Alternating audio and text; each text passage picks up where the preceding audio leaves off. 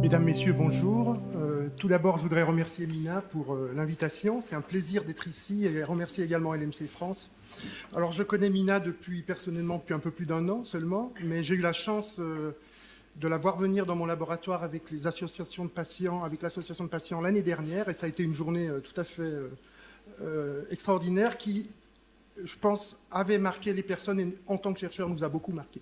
Donc je tiens à dire que je suis chercheur, donc je travaille à l'INSERM, à l'Institut national de la santé et de la recherche médicale. Comme l'a dit Mina, je dirige un institut qui s'appelle le Centre méditerranéen de médecine moléculaire, qui fait de la recherche sur le cancer, et mon équipe en particulier s'intéresse depuis une dizaine d'années, une quinzaine d'années même, à la leucémie myéloïde chronique, donc sur le plan de la recherche fondamentale.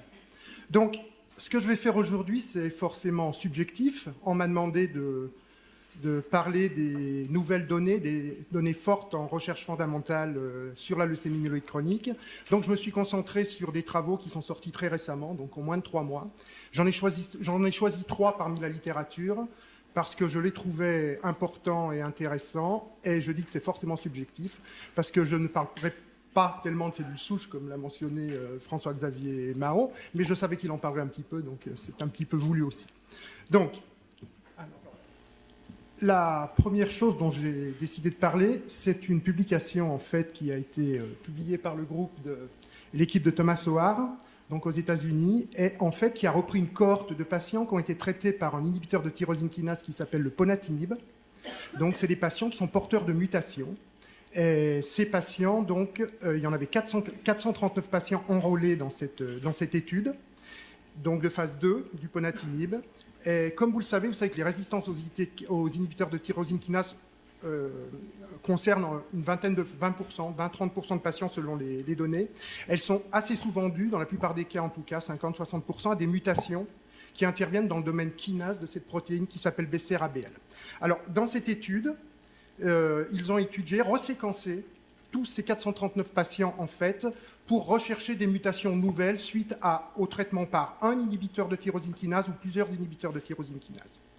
Donc, alors, ça s'est fait dans des leucémies myéloïdes chroniques. Ils avaient aussi inclus dans ce groupe quelques leucémies aiguës lymphoblastiques qui ont, dans certains cas, la particularité d'avoir un chromosome filadécieux. Donc, c'était une étude faite sur 400 et quelques patients.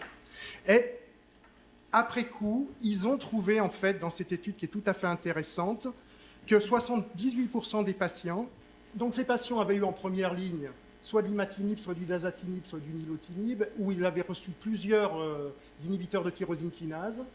Et donc, dans l'analyse de ces séquences de patients, ils ont montré que 78% des patients avaient au moins 2 mutations, 17% au moins 3 mutations, et 5% des patients avaient plus de mutations dans un des allèles de BCR-ABL.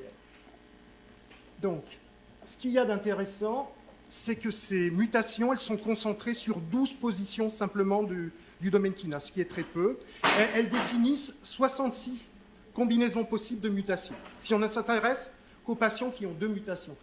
Et à partir de ça, ils ont fait une très belle étude où ils ont introduit ces mutations dans des cellules murines et ils ont retesté a posteriori l'efficacité des différents ITK sur ces mutations.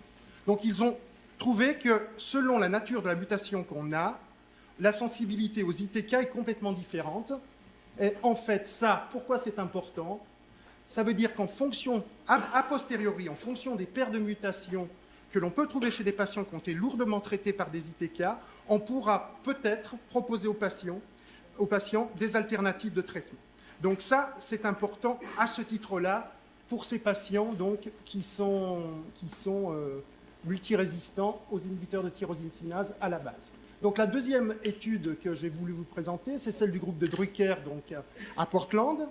Alors là, on parle de mécanismes de résistance qui ne sont pas dus à des mutations dans le domaine tyrosine kinase. Vous savez, je vous ai dit, 60% des mutations des résistantes sont dues à des mutations dans le domaine BCR-ABL de la tyrosine kinase, et un certain nombre de mutations sont dites indépendantes de BCR-ABL.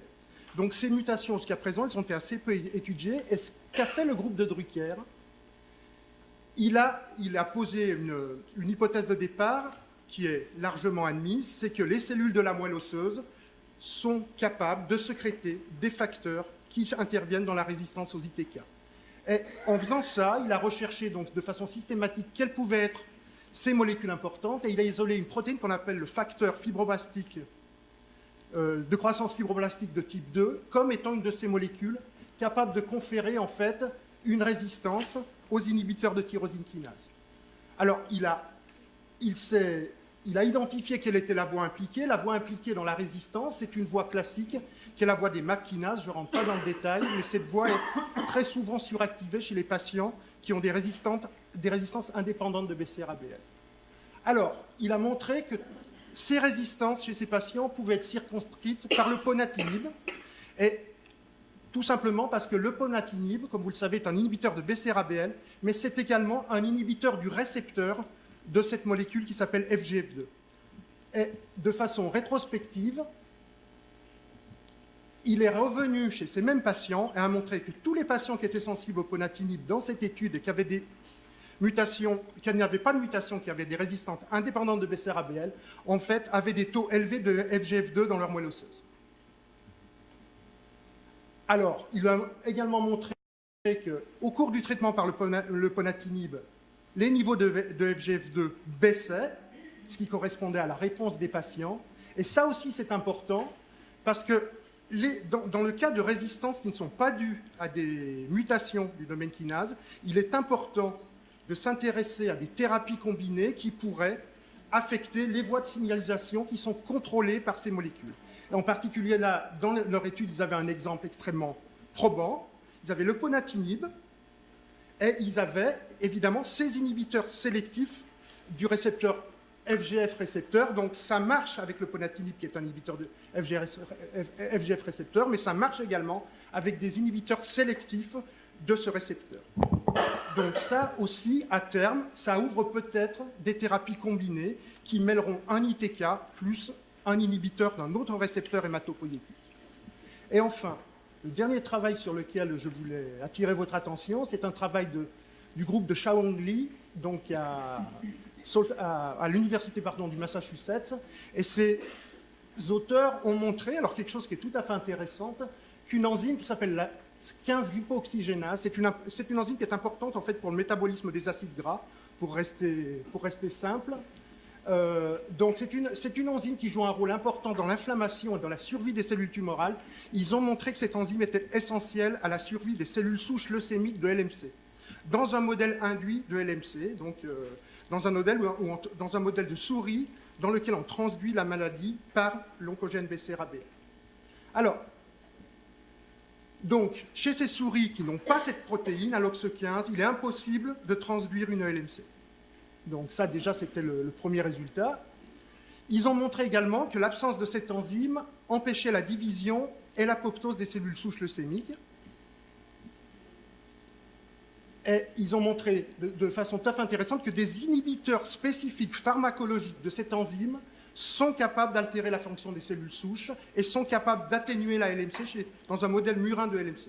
Donc ça veut dire que ces inhibiteurs d'ALOX15 pourraient avoir des retombées thérapeutiques à moyen terme.